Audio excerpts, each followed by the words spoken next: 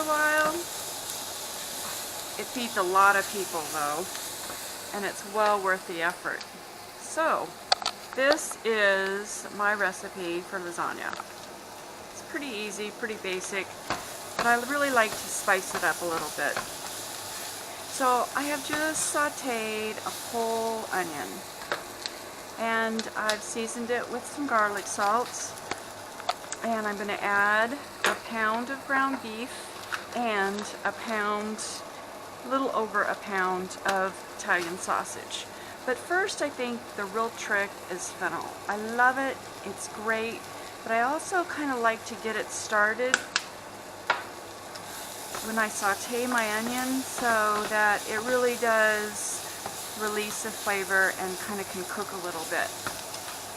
I let my onions kind of start cooking before I put in the meat, and this is just perfect. Just a little bit translucent, but they still have to cook with the meat. So let's add both meats and get that going. Holidays bring lots of people together, and that's why I really like lasagna, because it feeds a lot of people. I have chosen to do it in this extra large pan, and that way I'm planning on feeding 9 with salad and bread, but that'll be perfect. Okay, so my meat's cooking nicely, and this is the time that I really like to season. So I don't think that you can put too many seasonings in lasagna. So, love Italian, and I just shake it on top. I got a brand new thing of basil. I've got to open that. Oregano is in your Italian seasoning, but I'm going to add a little bit more. I added the fennel already. You know how I like fennel. Okay, and basil. I gotta open this. Alright, and basil. And this is my first round of seasoning. I like to put it into with my meat and my onions and just get it going. So, just kind of I cover it nicely. But that is the first round. So this looks good. Cook your meat till it's no longer pink. I'm going to start filling my pot full of water and start to boil, because that does take quite a while to get going. So, in the meantime, I'm chopping celery. I'm going to put a little bit of salt and pepper in here. And now my meat's all done. Now, I want to add this to my sauce. So, either add the sauce first to your stock pot or your meat, but it's all going in together and cooking. So since I have this here, I'll just go ahead, whole pan.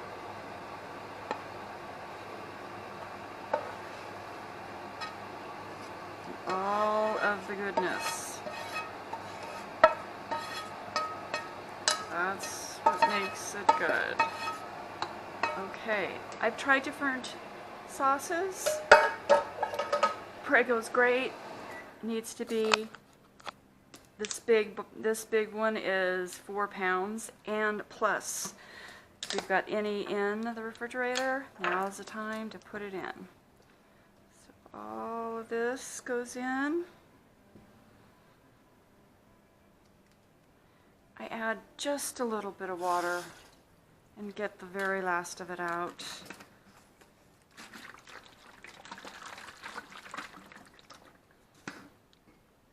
Because that is goodness too.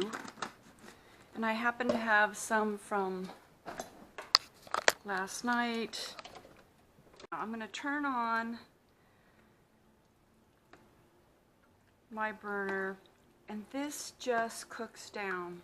You just, as long as you can cook it. I've cooked it for even a couple hours. Do stir it every 15 minutes, and I'm going to season it again. And this is totally up to you. If you like more basil, put a little more basil in. If you like garlic, I use a little garlic salt. I don't go heavy on the garlic for my lasagna. I do love basil. I love fennel.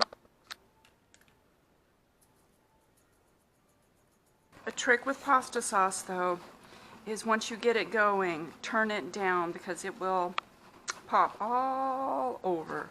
There he goes.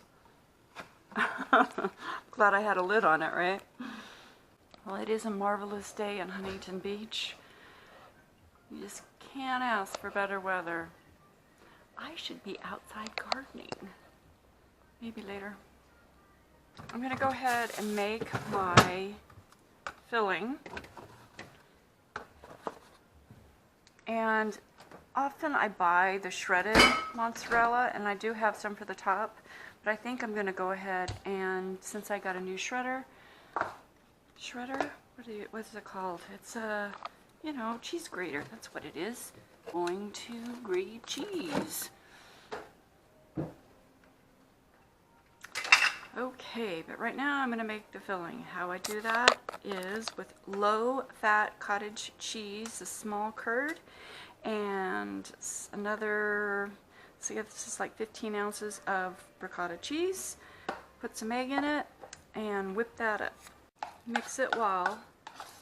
I haven't made this recipe in a while, but my recipe tells me to put in some Parmesan cheese, so to this part. I don't think it'll hurt. Can't have too much cheese. Stir your sauce often so it doesn't stick. So I had to turn my sauce up just a little bit because you want it to simmer. You know, you want to make sure that it's not too high, but that you can see little bubbles and that it's simmering. I'm going to add my wine. Added my parsley at the end. And my sauce is pretty much done. I'm kind of already over this, and I have more to do. So, crank away or buy it. I kind of am in the favor of just buying it shredded.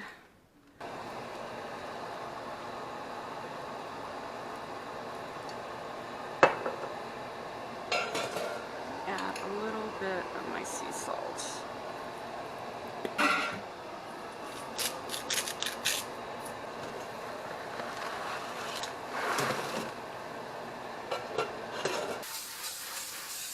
So I'm going to take a little bit of the sauce and put it on the bottom. I'm waiting 3 more minutes on my noodles.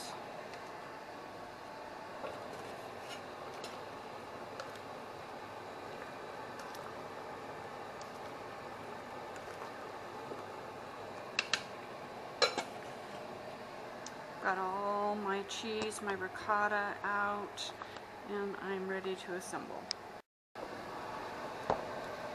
This is heavy. Yikes.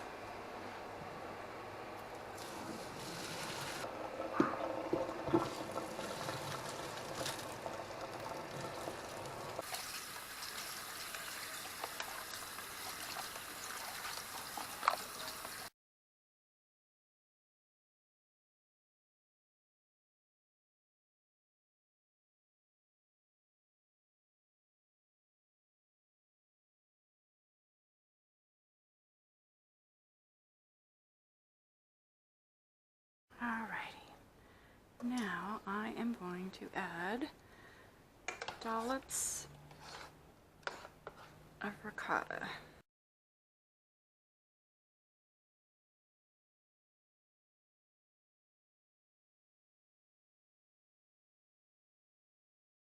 Alrighty, and the sauce.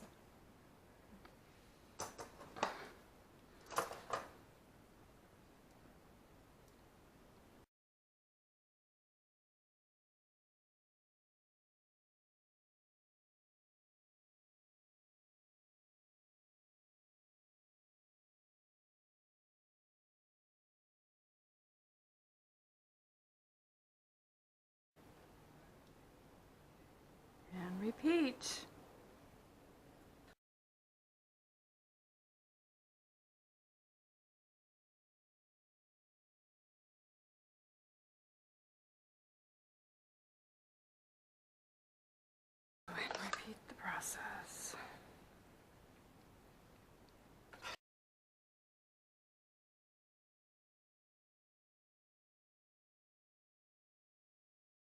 So I have a little bit more of mozzarella cheese, and I have a little more shredded in the refrigerator if I need it. I'm going to keep that for the top. And I always have an extra jar of spaghetti sauce. If I need it for the top, if I run out, I can just pour some right on top, and that way you can finish it up. And I might need it.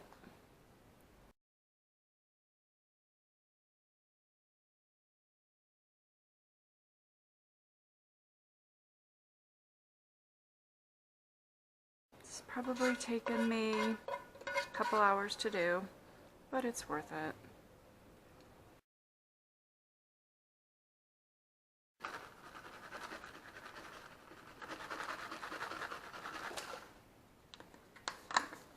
Sprinkle with Parmesan, and we're all done.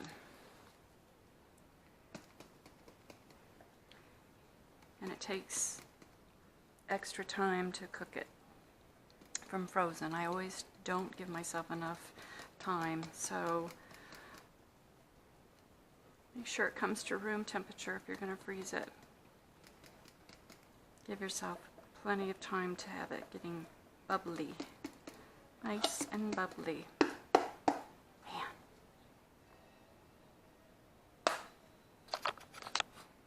A definite must if you're going to have cheese on top.